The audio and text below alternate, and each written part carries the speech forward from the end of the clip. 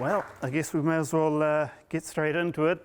So, starting off, the North Pole is basically water surrounded by land, and the altitude is sea level, of course, and it's named after Arctos, the bear, so the Arctic, whereas the South Pole, opposite of the bear, Antarctic, so there's no polar bears in Antarctica, we've got lots of penguins instead.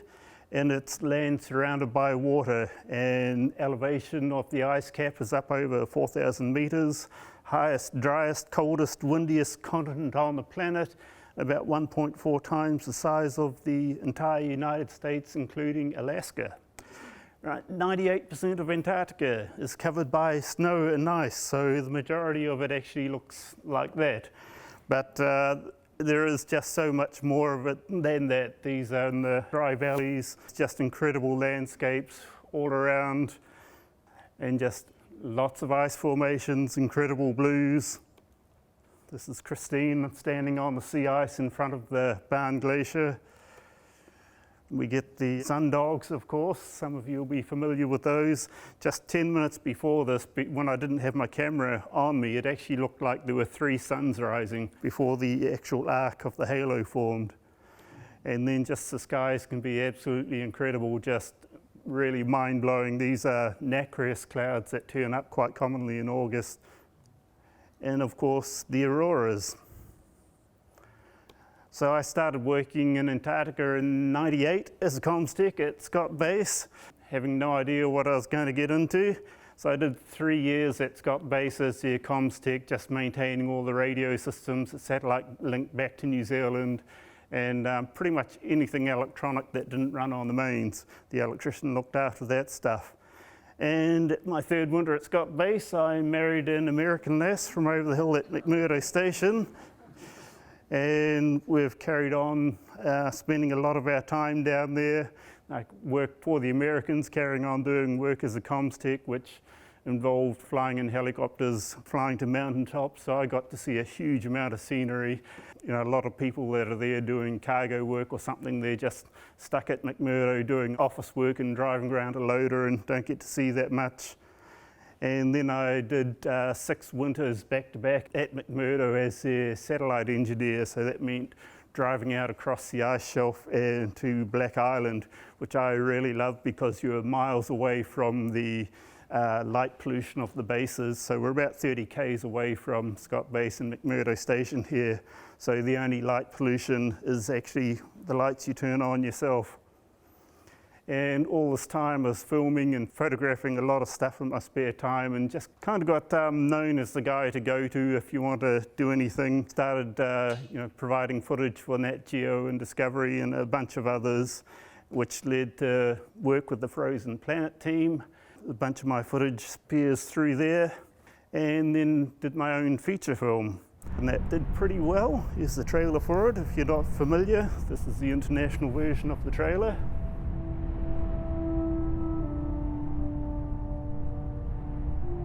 These might be the golden years of Antarctica.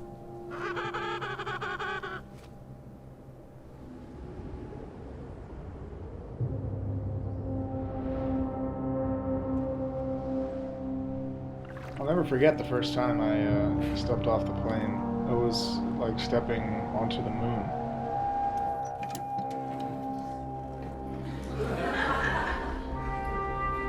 We're gonna open the door right now. It's a little bit like opening up the door to another world. Are you ready?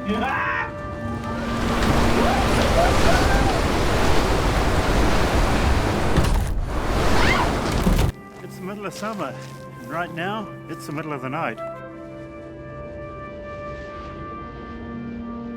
It's the middle of winter, and right now it's the middle of the day. I was scared of the coming darkness for so many months. I do recall watching that last plane leave and thinking, boy, I hope this is what I want to do.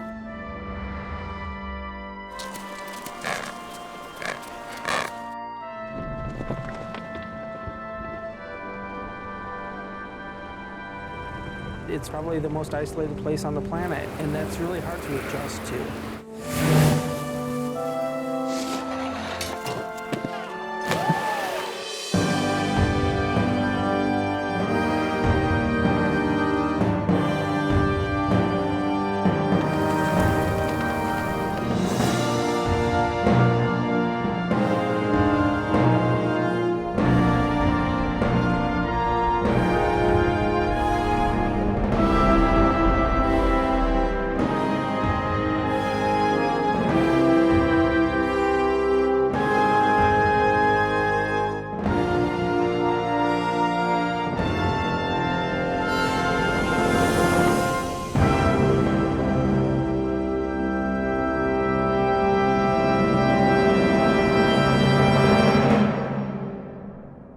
I was actually on my knees and I was crying. That's how beautiful it was to me.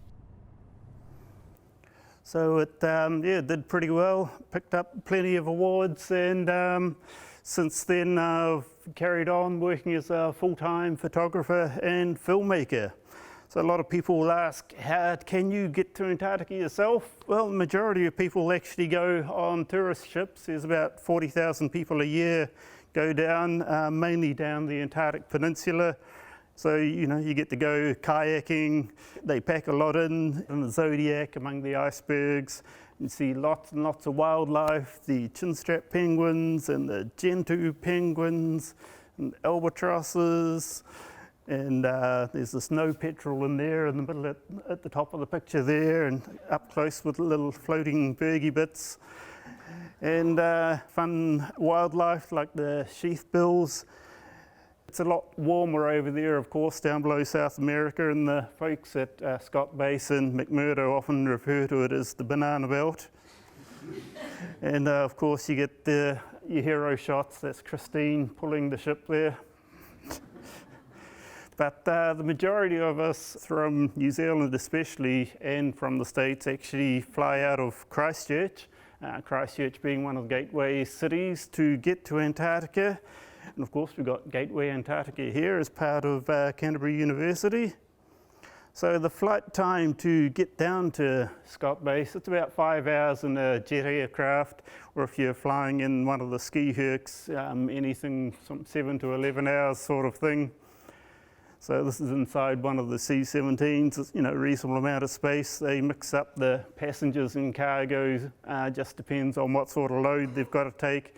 And the Kiwis and Americans all share the planes. So at one stage of the year, you'll see the Kiwi Air Force taking flights down on their 757 or the Kiwi Hercs, and they'll be taking mostly Americans, and in return, the Americans take the Kiwis on the flights for the rest of the summer.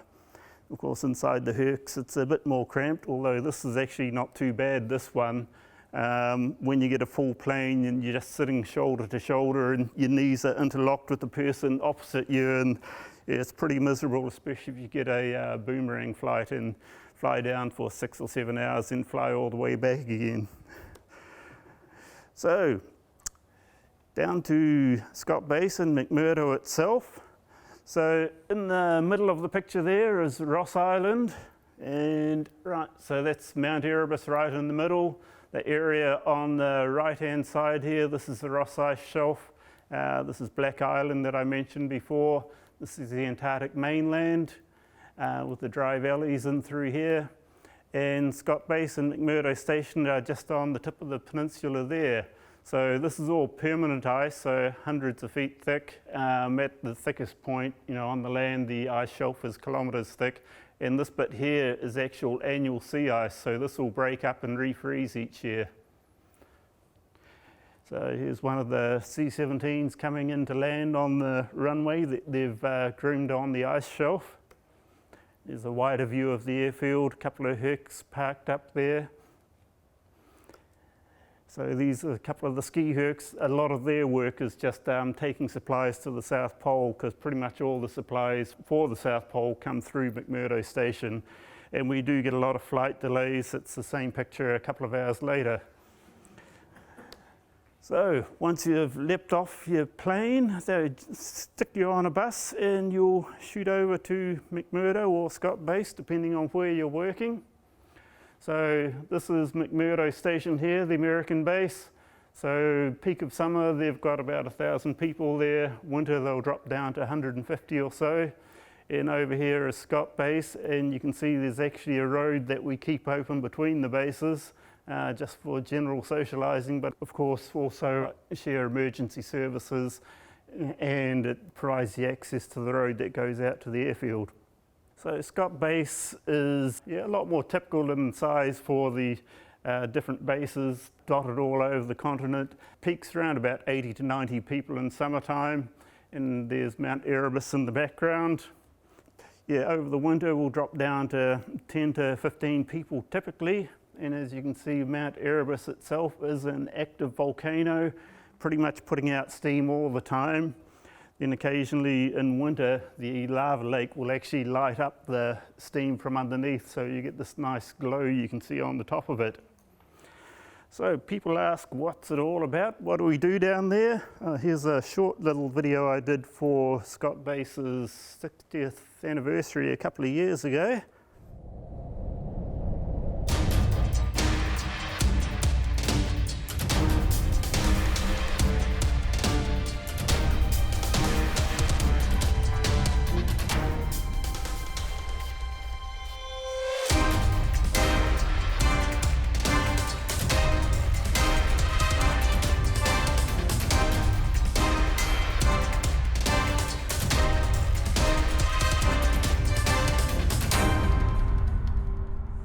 So basically it's all about supporting the scientific research going on. Scott Base is about 35 full-time staff there just to run the base, so the actual ratio of researchers to support people on the base at any given time is about 50-50. It's actually extremely efficient. They're actually getting pretty good value for the money there. Main types of wildlife we get in the area is of course the Adelie penguins, very cute, about knee-high these guys. And they have their chicks around about late November, early December. And then we get the skuas, and they spend a lot of their time attacking the penguin chicks and trying to steal eggs. So it's their main source of food. And of course, but they do have very cute chicks, but don't ask what it is that chick's eating there if you like cute baby penguins. Then we get the emperor penguins. These guys quite often sit around molting just out on the ice shelf not far from the base. So these guys stand about waist high, quite interesting characters. I remember start of one winter I was there, and it was just blowing absolutely miserable conditions, and I was standing with my back to the wind. One of them saw me and walked over and laid down in front of me and stuck his head between my feet. Just used me for a wind block, and of course you're not supposed to interfere with the animals, so you're sort of thinking, what am I supposed to do now? But eventually I had to move away. Start of winter they'll all head off to Cape Crozier, which is on the eastern tip of Ross Island where they've got their breeding grounds. And then we get the likes of the killer whales. They'll sit there patrolling the edge of the ice in late summer. And the Weddell seals, they tend to lie around like big blobby things. Often refer to them as sea slugs because they're just lying on the ice in very large numbers in front of Scott Base. And their pups, again, around about November, they'll start appearing. Then the likes of the crab-eater seals, these guys can actually move pretty fast if they want to, very snake-like in their movements. And then of course the leopard seals. And these ones have a pretty bad reputation, which I tend to personally agree with. Over on the Antarctic Peninsula, the ones I've seen there, they just lay around lazily and they're kind of used to people there. But the ones that I've seen near Ross Island, they sort of snake their head out of the water and stare at you, and they've definitely got that predator look in their eyes like, can I eat you? And you just have that instinctive prey response of, okay, I'm stepping back from the water. So 95% of the research probably happens over the summertime. It's mainly because we've got the nice warm temperatures there. If we're doing wildlife studies, that's when all the wildlife is around. And of course we've got the 24-hour daylight, so we can actually see what's happening. So there's all sorts of research going on, from just very basic stuff, counting and weighing penguins, right through to the really high-end astrophysics that's way above my understanding level. So this is a clip showing the 24-hour sunlight that I did a couple of years ago.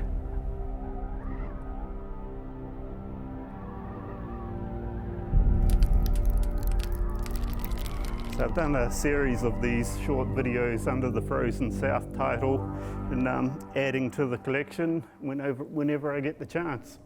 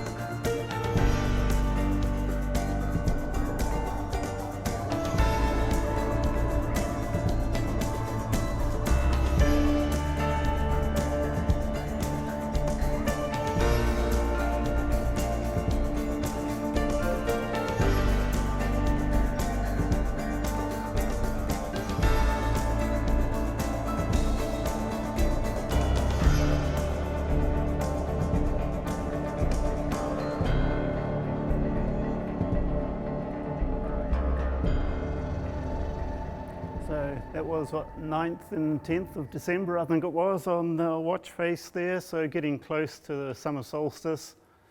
And as you can see, it's actually a modified Orion telescope, equatorial telescope head there that I attacked with an angle grinder to get it to sit horizontal and attach the watch and other bits too.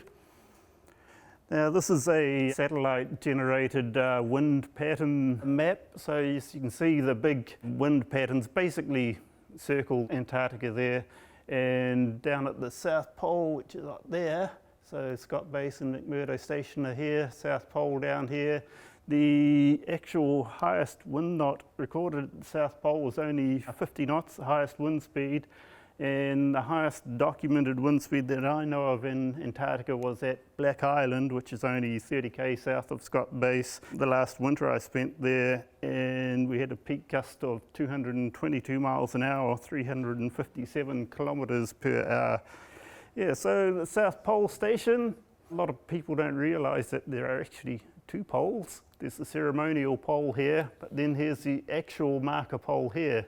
The whole station is sitting on a glacier that moves about 10 meters a year, so they have to keep repositioning the marker pole. So they do this one more often and then move all the flags and everything a little bit less regularly.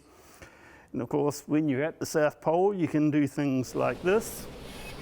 The geographic South Pole, and this is what it's like to travel around the world in 5 seconds.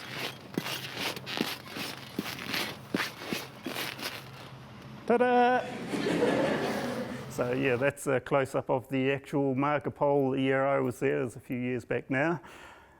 So then this shot here is one I did with a fisheye lens, 185-degree field of view pointing straight up. South Pole Station there, so it's a horizon all the way around the edge of the picture. And we see how the sun's basically making a perfect circle in the sky. I think this was the very first time I tried doing a full day-long fisheye shot like this. Had some problems with ice crystals on the housing there, but as you can see, once the sun got around that side, it melted them off. But then for comparison, Scott Base as well, and this is at my house here last week. So you can see how at the South Pole, the centre of rotation is dead centre. At Scott Base, we're 77.5, so the centre of rotation is just a little bit off centre here. So this is what, about 6 a.m. there. Noon is when the sun's at the bottom of the picture. So you can see it's a little bit higher in the sky than at the South Pole at Scott Base, and then so at 6 p.m. is like on the left, and then midnight at the top.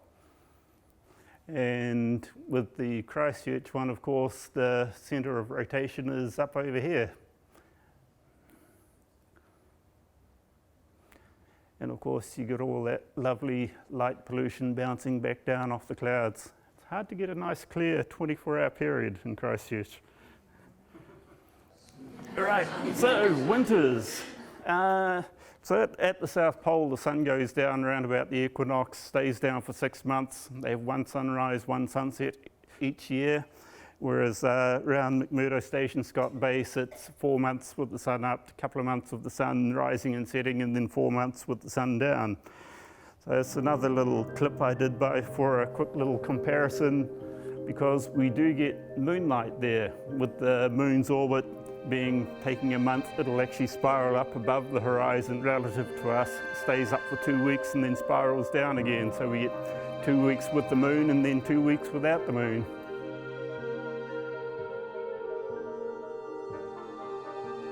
And you can actually see in this clip how there's a slight bit of hoarfrost building up that I didn't account for when I did it, and you can see the watch is getting frostier and frostier as the clip goes on.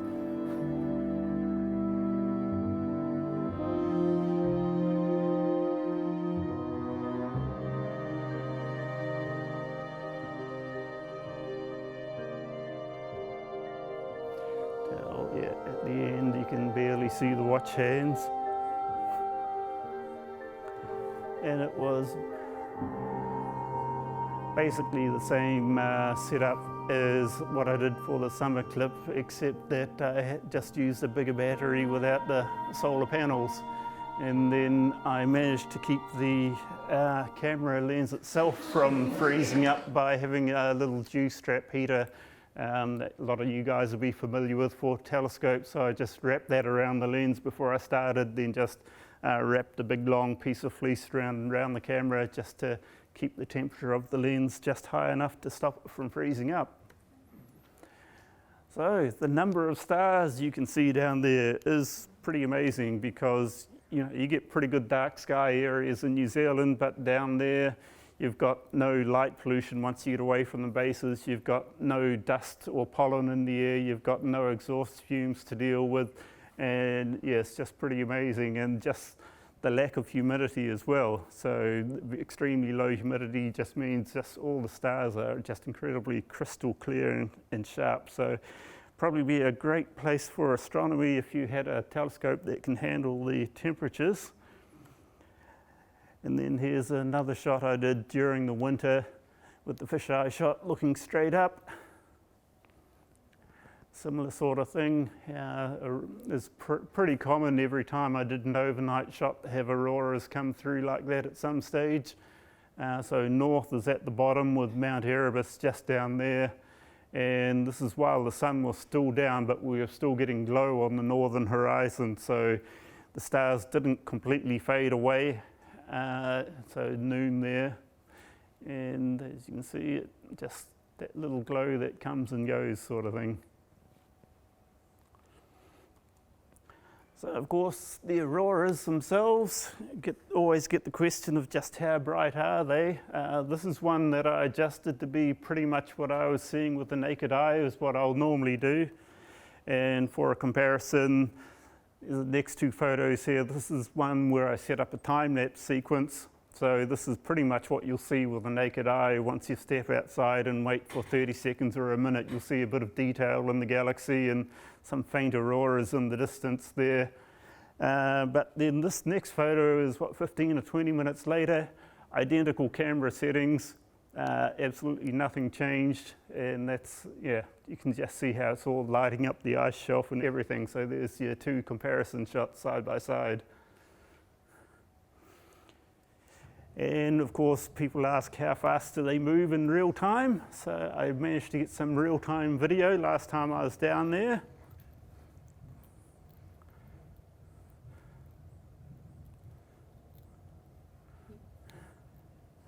So this is actually just standing out under the lights by the back porch at Scott Base. So this was quite a reasonably bright one. To be bright enough to capture on video. They don't happen too often. And that's, I've found that in general the brighter ones move faster. So the slightly less bright ones, this is probably pretty common for the sort of normal movement that you'd see with the naked eye. But the really bright ones I've seen, they can actually just massive wave just pass from one side to the other in 5 or 6 seconds kind of thing, just like a big massive curtain moving by overhead. And that's Scott Base down the bottom there. So this is up on Crater Hill up above Scott Base, and there's a layer of cloud there that the auroras are shining through.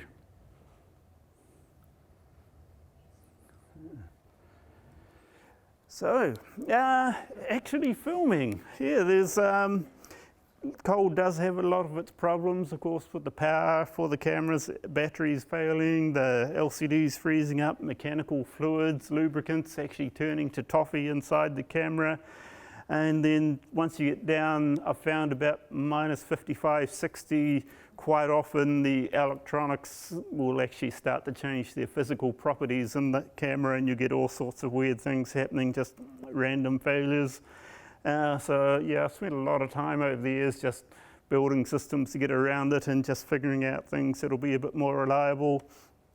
And then back in 2003, when the digital cameras first started to get reasonable, I had the idea of shooting digital time-lapse, and at the time no one else was really doing that, so I had to build my own shutter controllers, and I just found that it was really something that just really brought the landscape to life. It just sort of gave you that more accurate feeling of the things that you could sense and feel around you but not see with your naked eye.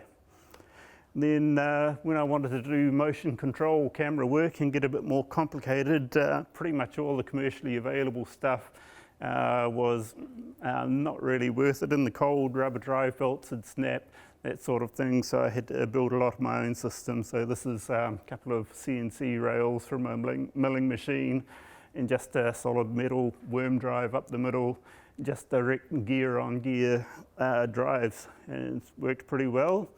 But of course there are some things that you can't really account for that well.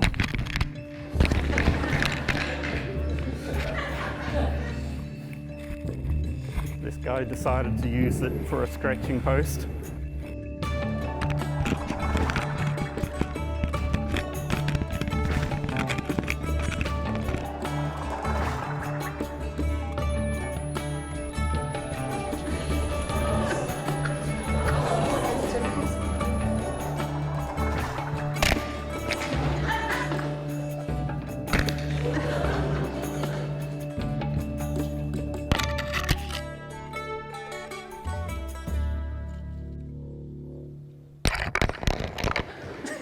So it's not just the Ross Island penguins, the ones on the peninsula do it too.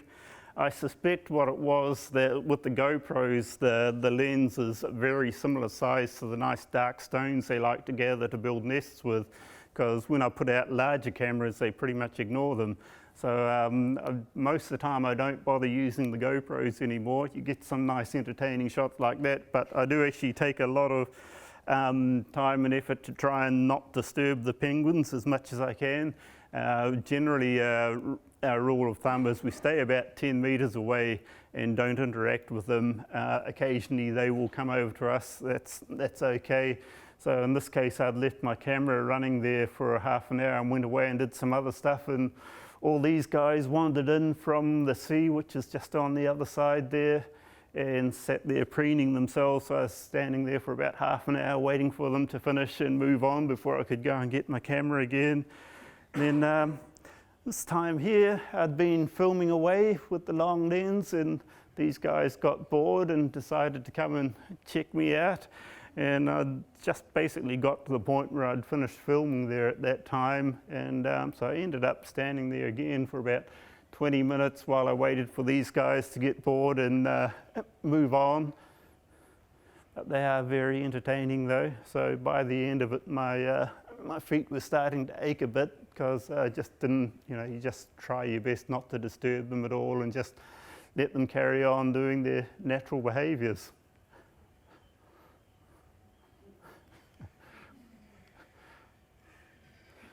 And yeah, I've had other times when I've just been sitting down, relaxing, and had a camera running or something, and had a penguin come over and start nibbling on the shoelaces, that sort of thing.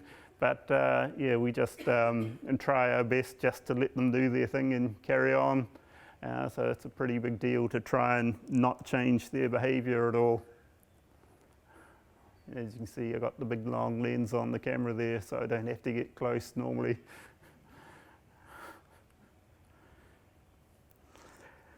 So these days I do a lot of work where I try to not just take pretty pictures, but also do things that will actually be helpful to the scientists and the ongoing research. So there's a lot of ways that photography and camera work can help out with the research.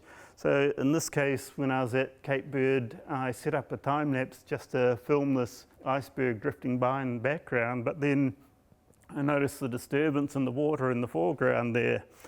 And zooming in, I discovered I had this whole series of photos where a Weddell seal had killed an Adelie penguin, which is extremely unusual. They're not known for actually killing penguins at all. This is the first time it had actually been documented on film. Then these are some of the photos I have of some of the killer whales from down around Scott Base. And they've all got unique markings on them, and that makes them uniquely identifiable. So almost like a fingerprint, all the different scars and ridges and things means you can identify the individual animals from the markings on them. And then there's Dr. Regina Ishart, who's from the University of Canterbury here. She's been photographing and tracking them over the years and actually managed to track some of the same whales that we see near Scott Base back here in New Zealand. And in this case, she is out doing biopsy samples with the dart gun of the orcas, and a bunch of crab-eater seals suddenly came leaping out of the water right in front of us, trying to get away from that large bull there. Was quite surprising, to say the least. So nacreous clouds. So these are part of the ozone destruction process. These form in the stratosphere roughly 16 k's up, when the temperature drops to about -80 Celsius.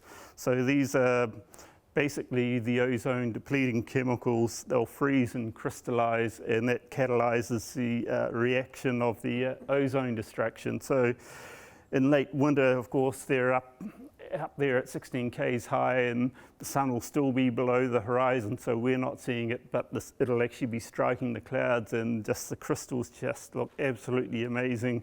You can just look like the entire sky's on fire.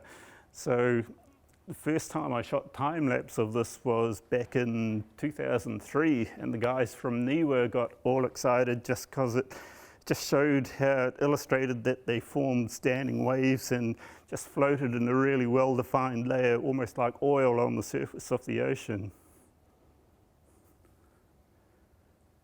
Even those colors are relatively muted compared to what you see with the naked eye. There's another clip I did where I've been working with some of the folks from University of Otago and some of the others from here. Wolfgang Rack gave me a hand with this one. It's another one of just the short videos documenting the ice breakup in front of Scott Base. Once every few years at the end of summer, if the conditions are just right, the sea ice in McMurdo Sound will break out all the way south to Scott Base. Everyone on the base is starting to get really excited now because the sea ice in front of the base here is starting to break up. The pressure ridges that were just massive just a couple of months ago are now starting to fall apart, and everything's drifting out to sea.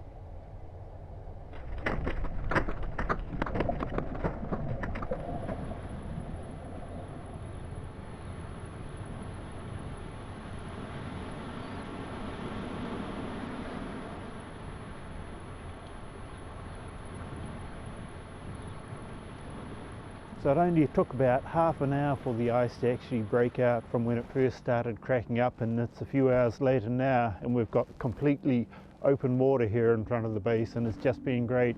We've already seen orcas and minke whales and emperor penguins swimming about just in front of us, and it's been fantastic.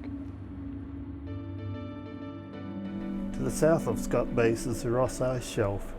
Unlike the sea ice, which is about 2 meters of frozen seawater, the ice shelves are floating glaciers fed by the freshwater ice flowing off the land into the sea. Ice shelves can be up to 1 kilometre thick, and it's pieces breaking off the ice shelves and glaciers that creates icebergs. Through the use of time-lapse photography, it becomes apparent just how much current flows can influence iceberg calving events.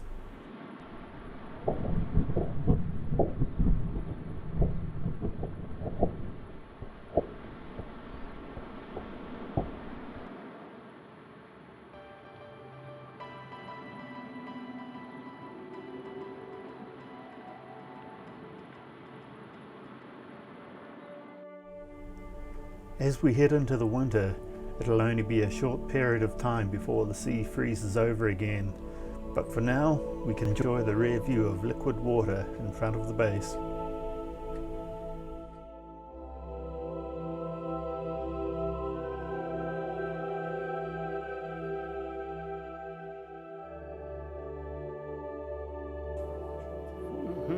Yep, beachfront property. So the interesting thing about this was Doug McHale, who's from the University of Chicago, after he saw this online, he got really excited because this was the first time anyone had actually documented a tabular iceberg calving event. There's lots of footage of pieces falling off the front of a glacier, but an actual ice shelf calving event like this hadn't been recorded in detail before. So I had a number of cameras running, and they were all time-stamped on the original photos, so he was able to tie that back into the other data from the instrumentation down there, and basically wrote a paper showing the link between storm conditions in the ocean to the north a couple of days before, and the swell basically doing the initial cracking before it all flowed out with the next tide. So this is 2 weeks after the ice broke out, refreezing process in front of Scott Base here, and you can see the outgoing tide there. And then this is when the sun is actually starting to set again, middle of March, so it's just below the horizon, but not actually quite getting dark. And you can see on the incoming tide how all the sort of greasy surface ice is coming in and getting packed in the bay. And the wind has stopped because there's no flag movement there at all. And just after a couple of hours it had solidified and pretty much frozen into place. Then overnight temperatures dropped, I can't remember what it was overnight, it dropped to -20 or so I think. And by the next morning it was all just a good solid sheet of ice. It was about 100 mils thick the next day. Then of course over the winter it'll carry on growing to be about 2 meters thick. So the last winter I was there, I took the time to put a camera down through the sea ice every couple of weeks just to record what was going on throughout the year, because no one had really done much in the way of those sort of studies before, and managed to capture some previously unrecorded behaviour. So initially when the sea ice broke out, all the wildlife seemed to disappear, but as soon as we got that new covering, lots of stuff began to reappear. And as the ice got thicker, the seals disappeared as they lost their breathing holes. And we could regularly see the rock cod feeding on krill as they swam by. And then this is an isopod, and what he's doing, he's got a starfish down there and he's like pulling up one arm and nibbling off pieces from underneath. And then sped up footage from afterwards, you can see the starfish running away in the opposite direction when he finally lets them go. So there's a swarm of sea angels came through at the tail end of summer. And then as the ice pressure ridges formed and we got more breathing holes, the seals returned. And that's the vocalizations there.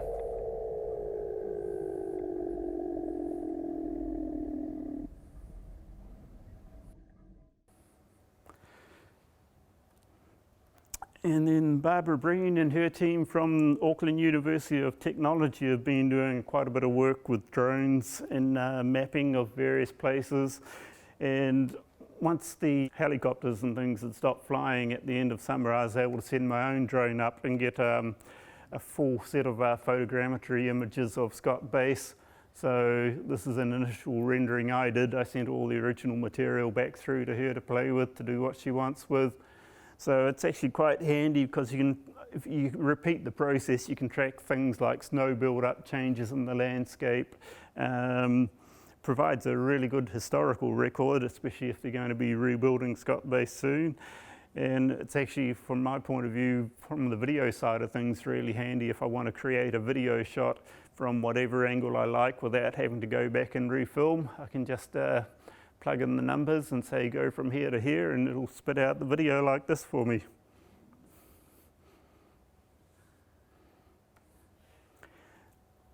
So one of the things I've been doing with Regina Isart from Canterbury University is building some low-cost underwater cameras with various off-the-shelf parts.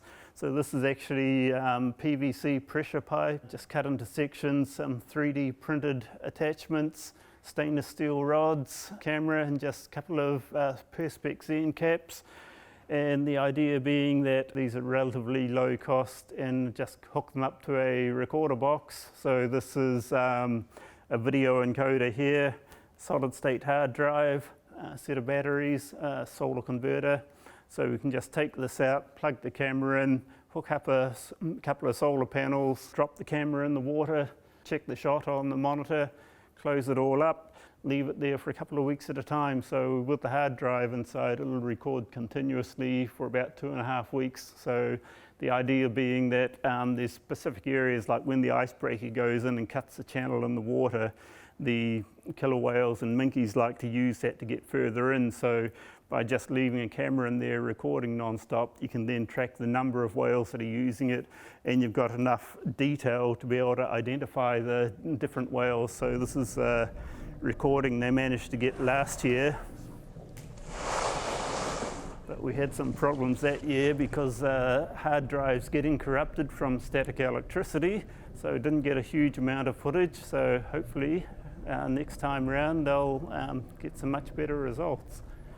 And again, with the minkies, it's also a case of you can identify the individual whales by the different markings on them. And of course, all the stuff I build, I will actually test it out. Camera recorder box here, currently sitting in the freezer.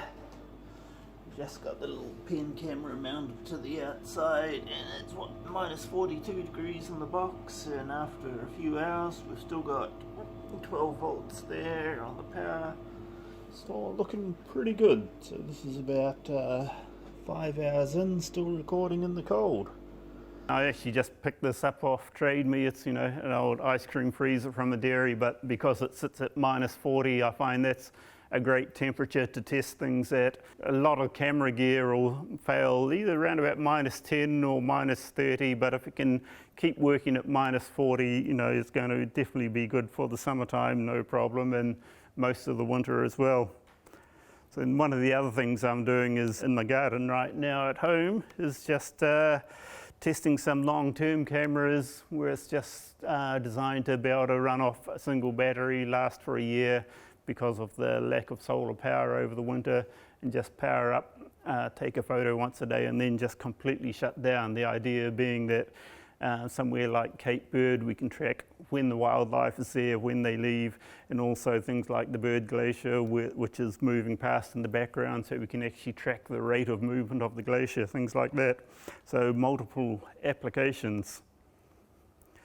So there's about 90 active stations in Antarctica now. 30 of them have the winter overstaff, and they've all basically got that common goal of doing science. And you can compare it, I guess, to the transit of Venus back in 1882, when, despite countries being at war, all the scientists actually got together and worked for a common goal. So most of the major bases started out in International Geophysics year of 1957, including Scott Base. So right there.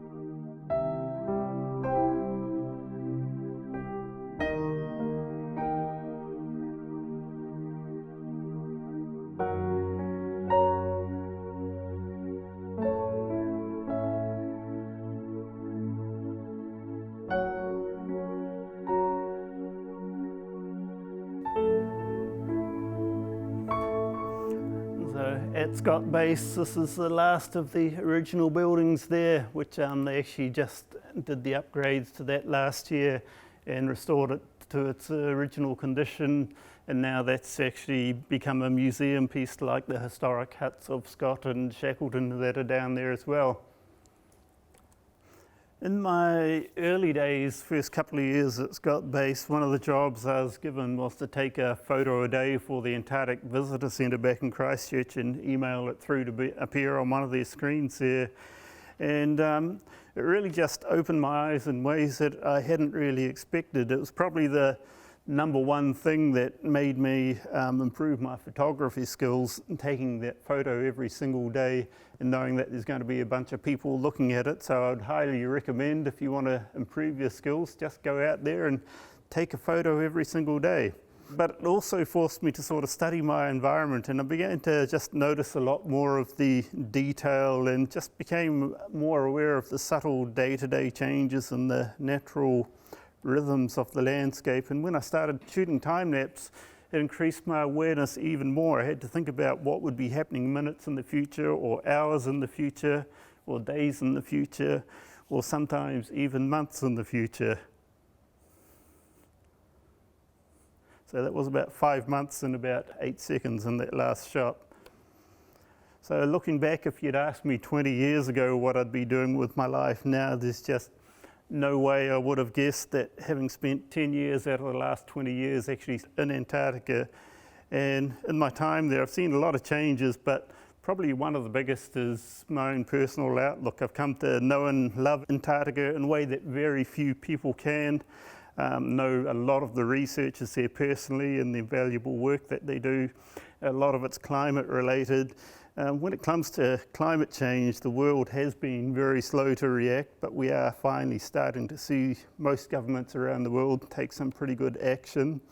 So when Antarctic research discovered the problem with the ozone layer, that was roughly 30 years ago, and people reacted pretty fast because there were cheap alternatives. But it's only 30 years later now that it's actually showing signs of stabilising, and expected to be another 50 years before it actually heals. People talk about wanting to save the planet, but realistically, I think the planet's just fine. It's just ourselves and our future generations that we need to be saving from our own current short-sightedness. So my hope is that the work I do will help educate people about Antarctica, help in the research being done, but most importantly, make people care about the amazing place so they will look after it. Thank you.